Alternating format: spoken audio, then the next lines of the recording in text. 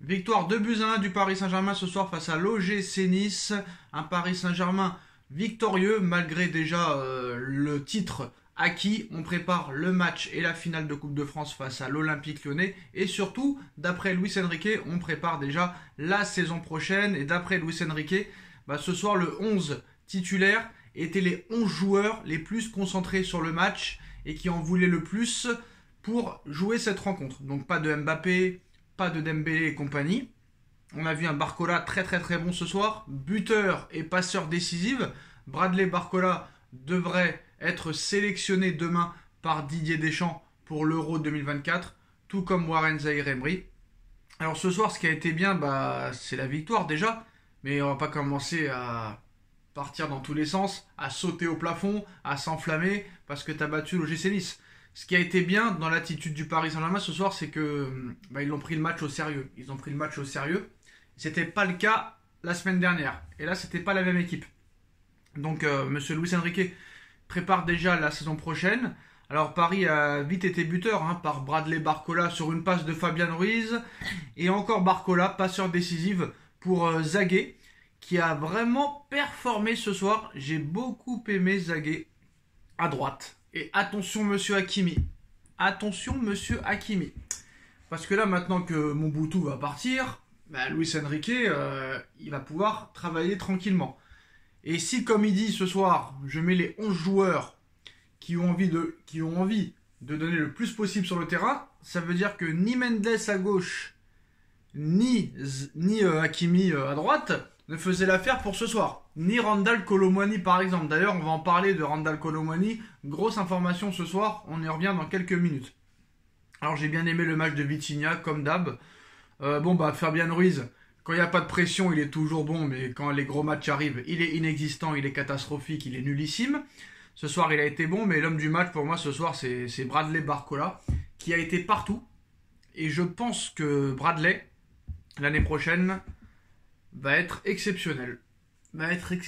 Parce que déjà pour une première saison Paris Saint-Germain, c'est remarquable ce qu'il a fait. Et je suis impatient de voir sa deuxième saison, la saison prochaine. Vu que le dictateur s'en va, je pense ça va plus le libérer. Dembélé aussi, ça va plus le libérer. Et si on a un top 9, ça sera très bien. Est-ce que Gonzalo Ramos est ce numéro 9 tant attendu? Je ne sais pas. En tout cas, voilà, pour moi ce soir, les deux que j'ai aimés, c'est Zagué et Bradley Barcola. Franchement, très intéressant.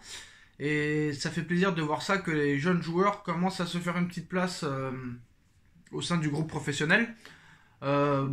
Skriniar, Marquinhos... Voilà, il n'y a pas de mots en fait. Je pense que... Voilà, tu fais ce que tu peux. Il y a 4 nullards en défense centrale, il faut bien mettre 2 nuls. Quoi qu'il arrive. Donc pour Enrique ce soir, les 2 moins nuls, c'était Skriniar et Marquinhos. Mais je pense que ces 2 joueurs-là doivent partir. Arnaud Stenas a fait un beau match. Beraldo à gauche, il fait ce qu'il peut, le pauvre, c'est pas son poste. Par contre, les gars, il va falloir ouvrir le dossier Warren. Il va falloir lancer le dossier Warren, qui ne met plus un pied devant l'autre. Encore ce soir, inexistant. Catastrophique, nullissime. Alors est-ce que le mec lève le pied pour être sûr de ne pas se blesser et de participer à l'Euro 2024 et même au JO, c'est une possibilité.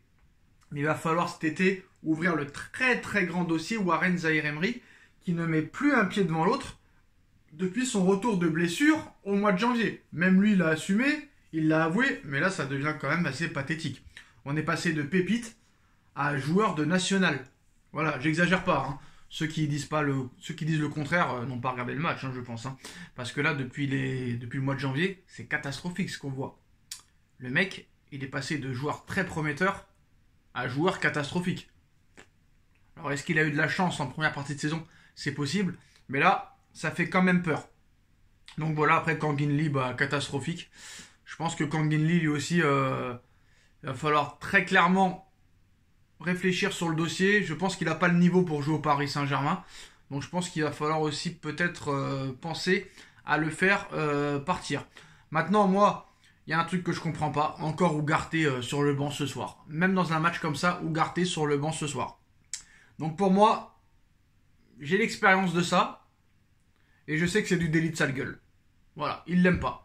Vous allez me poser la question, mais pourquoi il le mettait titulaire les 2 premiers mois et du jour au lendemain, on l'a plus vu parce qu'il a raté 2 matchs. Alors que Fabian Ruiz, Warren, etc. ont raté plusieurs matchs. Je ne sais pas ce qui s'est passé dans le vestiaire. C'est sûr que si les médias et les journalistes ne posent pas la question, on ne pourra pas le savoir. Hein. On n'est pas dans les travers du parc, on n'est pas dans les vestiaires du stade, donc c'est pas possible de savoir. Mais je pense que moi, c'est du délit de sale gueule, parce que quand tu mets quelqu'un comme ça sur le côté pendant plus de 6 mois, ça veut dire que tu l'aimes pas. Voilà, c'est simple, c'est clair, c'est net, c'est précis. Tout comme Randal Colomwani, il ne l'aime pas. Voilà, c'est simple. Il l'a pas voulu, il ne l'aime pas. Et en plus, on vient d'apprendre ce soir que Randal Colomwani est la priorité du Borussia Dortmund, qui vient d'éliminer le Paris Saint-Germain en demi-finale de Ligue des Champions.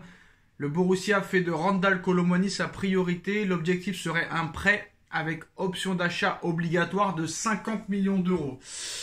J'ai envie de te dire, tu prends encore la banane là où il faut pas, parce que quand même, Randal Colomwani, ça t'a coûté 90 millions d'euros.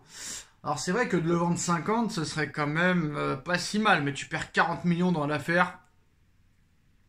Je sais pas si c'est une bonne affaire. Mais voilà, ce soir le Borussia fait de Randal Colomwani sa priorité pour cet été. Donc à voir, mais je pense pas que Randal Colomwani va rester au Paris Saint-Germain, je pense qu'ils vont essayer de le vendre. Et je pense que voilà. Après pour moi il n'a pas eu sa chance. Enfin il a eu sa chance sur quelques matchs, mais ce genre de joueur-là a besoin de confiance. Et ce mec-là n'a pas joué de la saison. Il n'a pas joué de la saison. Donc qu'est-ce qu'on peut vraiment le juger sur l'année qui vient de passer, sur l'année qui vient de s'écrouler? Moi je pense que non. Je pense que Gonzalo il faut le garder, mais je pense que Monsieur Randal, je ne sais pas, c'est compliqué.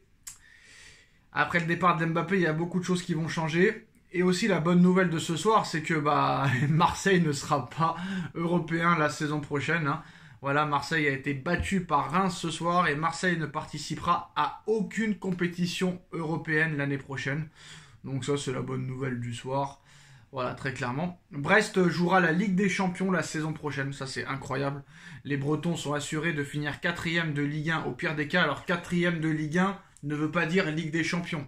4ème de Ligue 1 veut dire tour préliminaire. Donc, c'est pas encore officiel. Mais quoi qu'il en soit, Brest jouera les matchs de qualification pour la Ligue des Champions ou se qualifiera pour la phase de groupe en terminant 3ème s'ils y arrivent.